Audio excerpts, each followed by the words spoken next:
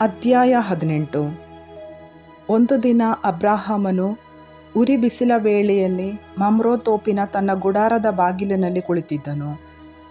ಆಗ ಅವನಿಗೆ ಸರ್ವೇಶ್ವರ ಸ್ವಾಮಿಯ ದರ್ಶನವಾಯಿತು.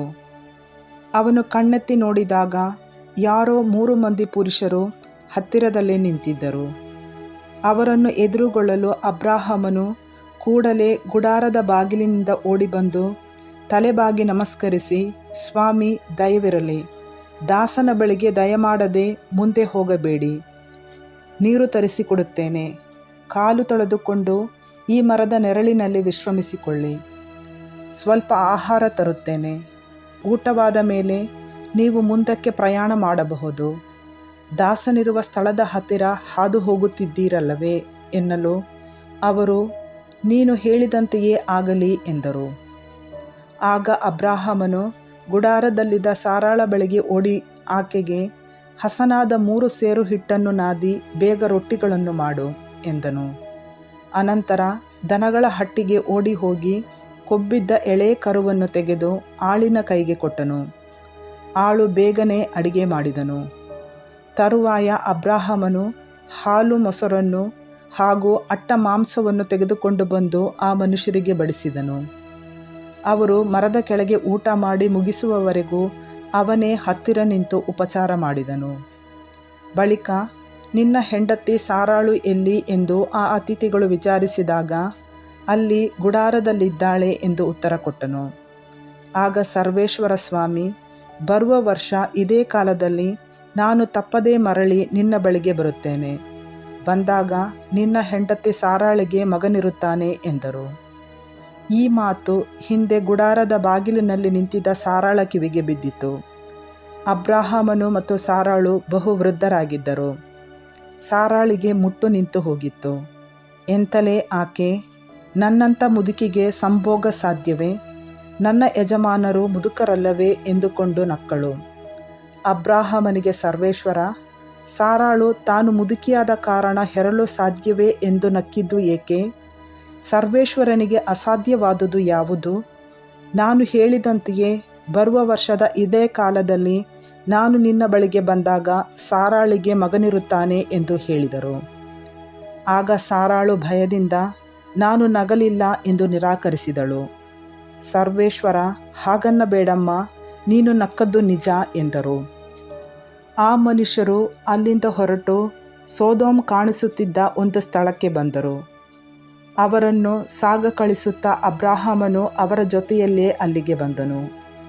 ಆಗ ಸರ್ವೇಶ್ವರ ತಮ್ಮೊಳಗೆ ಇಂತೆಂದುಕೊಂಡರು, ನಾನು ಮಾಡಬೇಕು ಎಂದಿರುವ ಕಾರ್ಯವನ್ನು ಅಬ್ರಹಾಮನಿಂದ ಮರೆ ಮಾಡುವುದು ಸರಿಯಲ್ಲ. ಅವನಿಂದ ಮಹಾಬಲಿಷ್ಠವಾದ ರಾಷ್ಟ್ರವೊಂದು ಹುಟ್ಟಬೇಕಾಗಿದೆ. ಅವನ ಮುಖಾಂತರ ಜಗದ ಎಲ್ಲ ರಾಷ್ಟ್ರಗಳಿಗೆ ನನ್ನ ಆಶೀರ್ವಾದ ದೊರಕಬೇಕಾಗಿದೆ. ಅವನು ತನ್ನ ಪುತ್ರ ಪೌತ್ರರಿಗೆ, ನೀವು ನ್ಯಾಯ ನೀತಿಯನ್ನು ಪಾಲಿಸುತ್ತಾ ಸರ್ವೇಶ್ವರ ಸ್ವಾಮಿಯ ಮಾರ್ಗದಲ್ಲೇ ನಡೆಯಬೇಕು. ಹಾಗೆ ಮಾಡಿದರೆ ವಾಗ್ದಾನ ಮಾಡಿದುದನ್ನೆಲ್ಲ ಈಡೇರಿಸುವರು ಎಂದು ಬೋಧಿಸಲೆಂದೇ ನಾನು ಅವನನ್ನು ಆರಿಸಿಕೊಂಡಿದ್ದೇನೆ.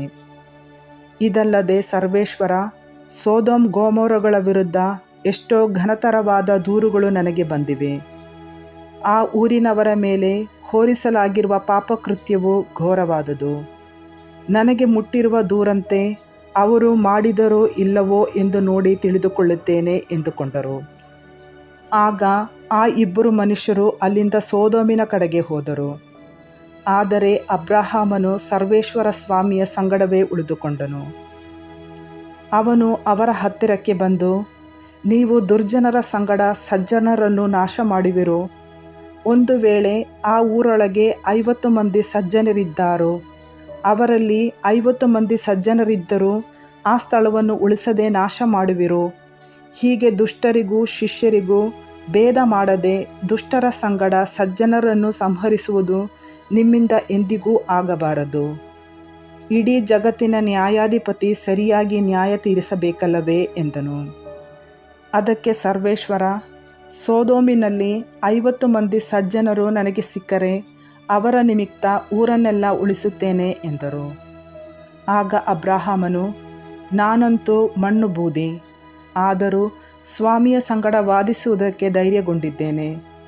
ಒಂದು ವೇಳೆ 50 ಮಂದಿ ಸಜ್ಜನರಿಗೆ 5 ಮಂದಿ ಕಡಿಮೆಯಾಗಿದ್ದಾರೋ, 5 ಮಂದಿ ಕಡಿಮೆಯಾದುದಕ್ಕೆ ಪಟ್ಟಣವನ್ನೆಲ್ಲ ನಾಶ ಮಾಡುವಿರೋ ಎಂದು ಕೇಳಲು ಸರ್ವೇಶ್ವರ, ಅಲ್ಲಿ 45 ಮಂದಿ ಸಿಕ್ಕರೆ ಅದನ್ನು ನಾಶ ಮಾಡುವುದಿಲ್ಲ ಎಂದರು.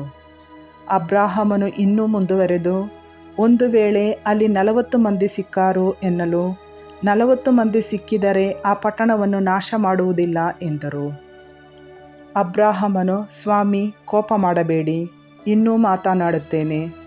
ಒಂದು ವೇಳೆ 30 ಮಂದಿ ಅಲ್ಲಿ ಸಿಕ್ಕಾರು ಎನ್ನಲು ಸರ್ವೇಶ್ವರ, ಅಲ್ಲಿ 30 ಮಂದಿ ಸಿಕ್ಕಿದರೂ ಅದನ್ನು ನಾಶ ಮಾಡುವುದಿಲ್ಲ ಎಂದರು.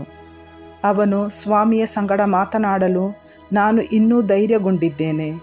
ಒಂದು ವೇಳೆ 20 ಮಂದಿ ಅಲ್ಲಿ ಸಿಕ್ಕಾರು ಎನ್ನಲು ಸರ್ವೇಶ್ವರ, 20 ಮಂದಿ ಇದ್ದರೆ ಅವರ ನಿಮಿತ್ತ ಅದನ್ನು ಉಳಿಸುತ್ತೇನೆ, ನಾಶ ಮಾಡುವುದಿಲ್ಲ ಎಂದರು. ಅಬ್ರಾಹಮನು, ಸ್ವಾಮಿ, ಸಿಟ್ಟುಗೊಳ್ಳಬೇಡಿ, ಇನ್ನು ಒಂದೇ ಒಂದು ಸಾರಿ ಮಾತಾಡುತ್ತೇನೆ. ಒಂದು ವೇಳೆ 10 ಮಂದಿ ಸಿಕ್ಕಾರು ಎನ್ನಲು ಸರ್ವೇಶ್ವರ, 10 ಮಂದಿಯ ನಿಮಿತ್ತವೂ ಅದನ್ನು ಉಳಿಸುತ್ತೇನೆ, ನಾಶ ಮಾಡುವುದಿಲ್ಲ ಎಂದರು. ಅನಂತರ ಅಬ್ರಹಾಮನೊಡನೆ ಮಾತನಾಡುವುದನ್ನು ಮುಗಿಸಿ ಸರ್ವೇಶ್ವರ ಸ್ವಾಮಿ ಹೊರಟು ಹೋದರು. ಅಬ್ರಹಾಮನು ತನ್ನ ಮನೆಗೆ ಹಿಂದಿರುಗಿದನು.